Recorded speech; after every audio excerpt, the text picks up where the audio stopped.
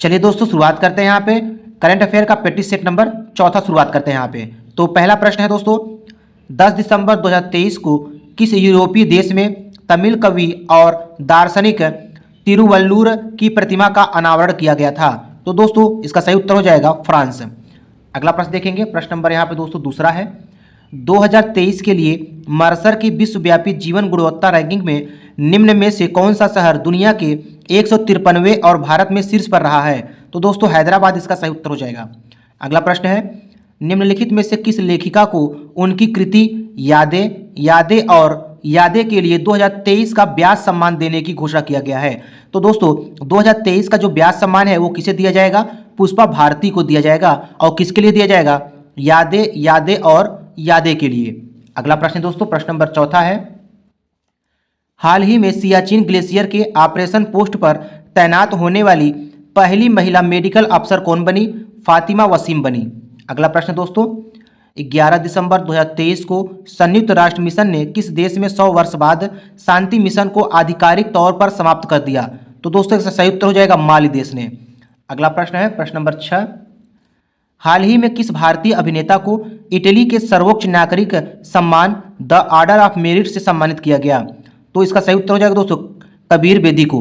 अगला प्रश्न है, किस देश की नौसेना द्वारा दिसंबर 2023 में क्रायोयास्क और सम्राट अलेक्जेंडर थर्ड 2 नई परमाणु संचालित पनडुब्बियों को लॉन्च किया गया?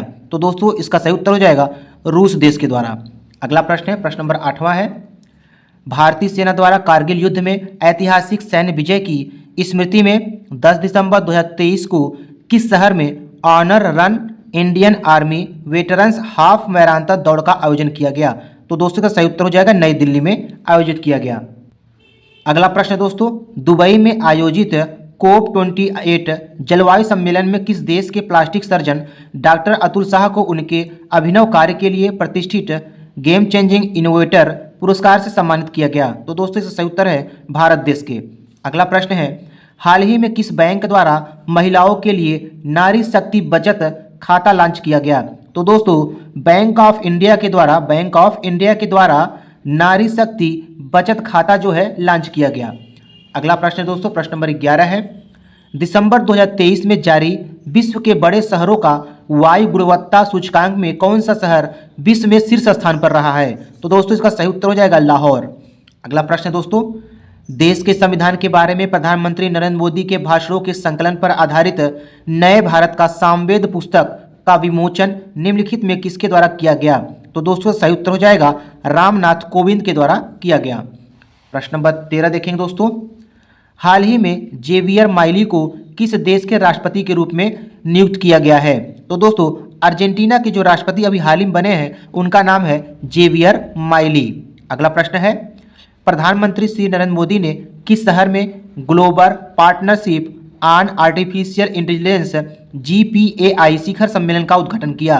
तो दोस्तों इसका सही उत्तर हो जाएगा नई दिल्ली में। अगला प्रश्न है, हाल ही में किस देश द्वारा दुनिया का पहला चौथी पीढ़ी का परमाणु रिएक्टर शुरू किया गया? तो दोस्तों चौथी पीढ़ी का परमाणु रिएक्टर किस देश में शुरू किया गया? चीन में। अगला प्रश्न देखेंगे दोस्तों, प्रश्न नंबर 16 है, हाल ही में नियुक्त किए गए मुख्यमंत्री के संबंध में कौन सुमेलित है? तो दोस्तों इसमें से सभी जो है सुमेलित हैं। इसका यह मतलब हुआ दोस्तों छत्तीसगढ़ के मुख्यमंत्री कौन है? विष्णुदेव साय हैं। मध्य प्रदेश के मुख्यमंत्री मोहन यादव हैं। राजस्थान के मुख्यमंत्री भजन लाल शर्मा है। और तेलंगाना के मुख्यमंत्री कौन है? रेवंत रेड्डी हैं।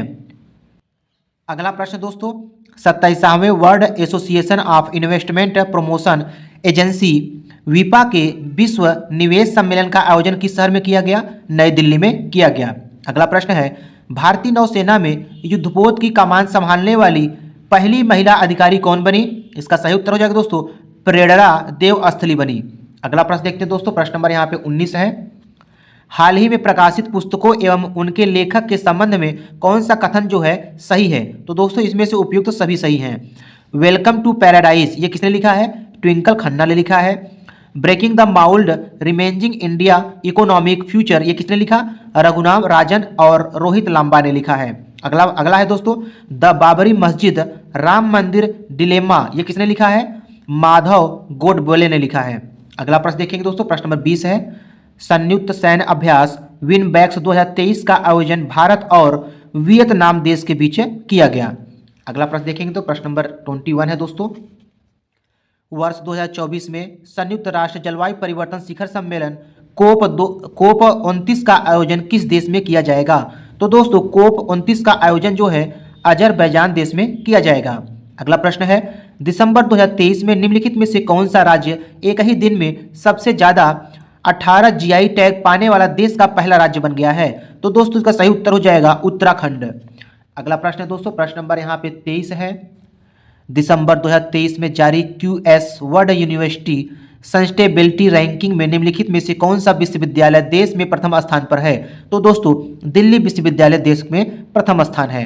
अगला प्रश्न है, फोर्ब्स की सूची 2023 की दुनिया की 100 सबसे शक्तिशाली महिलाओं की सूची में कितनी भारतीय महिलाएं शामिल हैं? 4 भारतीय महिलाएं शामिल हैं। अगला प्रश्न देखेंगे दोस्तों, प्रश्न नंबर 25 है। वर्ष 2023 के लिए टाइम मैगजीन ने पर्सन ऑफ द ईयर किसे नामित किया है? तो दोस्तों इसका सही उत्तर हो जाएगा टेलर स्विफ्ट को नामित किया है। अगला प्रश्न है दोस्तों, हाल ही में हुई नियुक्तियों में से कौन जो है सुमेलित है? तो दोस्तों इसमें चारों जो है सुमेलित हैं। बीबीसी के अध्यक्ष कौन है? समीर शाह है। जम्मू कश्मीर के लिए युवा मतदाता जागरूकता राजदूत किसको बनाया गया है? सुरेश रैना को बनाया गया है। ICFRE की पहली महिला महानिदेशक किसे बनाया गया है? कंचन देवी को बनाया गया है। अगला प्रश्न दोस्तों, अगला है दोस्तों, हाल ही में किस राज्य के पारंपरिक गरबा नृत्य को यूनेस्को की अमूर्त सांस्कृतिक विरासत सूची में शामिल किया गया है? तो दोस्तों गरबा नृत्य जो है गुजरात का है, तो गुजरात इसका सही उत्तर हो जाएगा। अगला प्रश्न देखेंगे दोस्तों, प्रश्न नंबर यहाँ पे 28 है। गाँव के सांस्कृतिक मानचित्रण और दस्तावेजीकरण के लिए किस मंत्रालय द्वारा मेरा गांव मेरी धरोहर कार्यक्रम शुरू किया गया?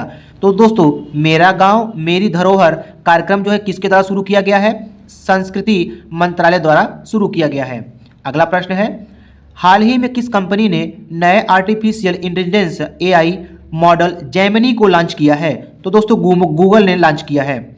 अगला प्रश्न है, प्रश्न नंबर 30 है दोस्तों, टाइम पत्रिका द्वारा किस खिलाड़ी को वर्ष 2023 के लिए एथलीट ऑफ द ईयर जो है नामित किया गया? तो दोस्तों इसका सही उत्तर हो जाएगा लियोनेल मेसी को। अगला प्रश्न है, मंगल ग्रह पर रोवर का संचालन करने वाली पहली भारतीय महिला हाल ही में कौन बन गई हैं? अक्षता कृष्णमूर्ति। अगला प्रश्न दोस्तों, प्रश्न नंबर 32 है।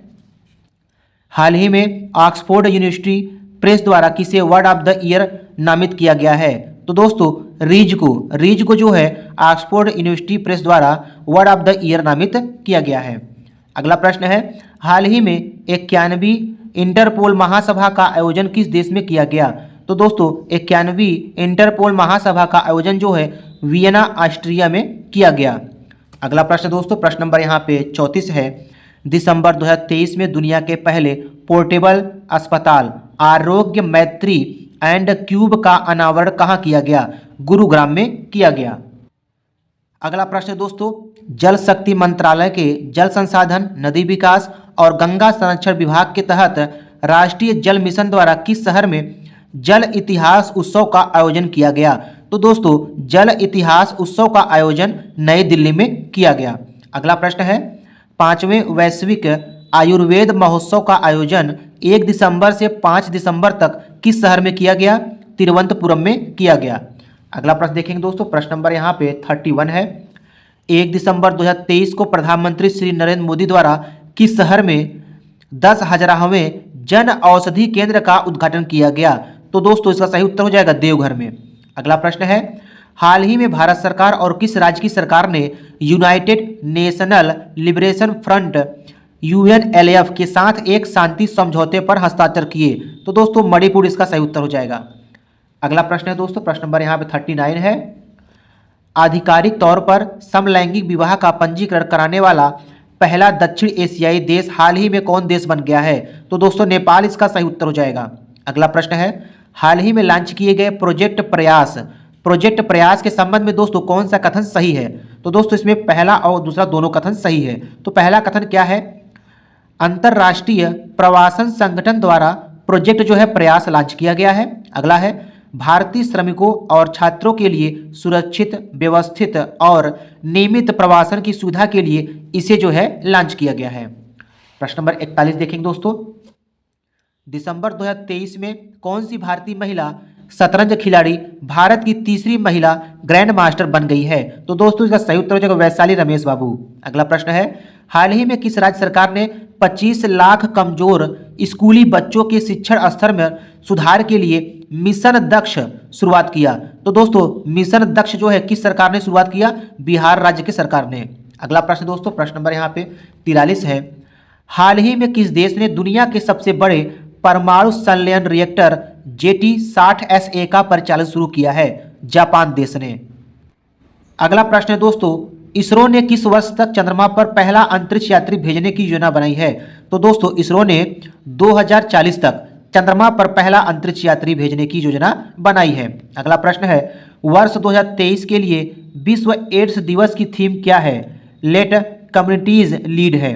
अगला प्रश्न देखें दोस्तों, प्रश्न नंबर यहाँ पे 46 है, इंटरनेशनल एमी अवार्ड 2023 के संबंध में कौन सा कथन सत्य है? तो दोस्तों इसमें दोनों कथन जो है सत्य है। तो इंटरनेशनल एमी अवार्ड 2023 पहला है, एकता कपूर को एमी अवार्ड से सम्मानित होने वाली पहली भारतीय महिला जो है बन गई है। दूसरा है, वीरदास को कॉमेडी फिल्म वीरदास लैंडिंग के लिए एमी अवार्ड से सम्मानित किया गया है। अगला प्रश्न है, निम्नलिखित में से किस संस्था द्वारा फास्टर 2.0 पोर्टल लॉन्च किया गया है? तो दोस्तों फास्टर 2.0 पोर्टल ये सर्वोच्च न्यायालय द्वारा लॉन्च किया गया है। अगला प्रश्न देखेंगे, प्रश्न नंबर 48 है दोस्तों, नवंबर 2023 में किस देश में स्वाइन फ्लू के स्ट्रेन H1N2 का पहला मामला सामने आया था? ब्रिटेन देश में। अगला प्रश्न है, बुकर पुरस्कार 2023 के संदर्भ में निम्नलिखित में से कौन सा कथन सत्य है? तो दोस्तों बुकर पुरस्कार 2023 के संबंध में दोनों जो है कथन सत्य है। तो आयरिश लेखक पाल लिंच को यह पुरस्कार जो है प्रदान किया गया 2023 का, और यह पुरस्कार पैगंबर गीत नामक कथा को दिया गया।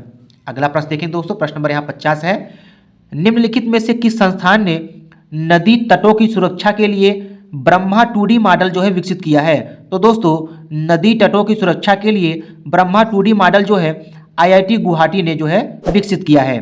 तो दोस्तों आज की इस वीडियो में इतना ही। वीडियो पसंद आया तो वीडियो को लाइक कीजिएगा, शेयर कीजिएगा।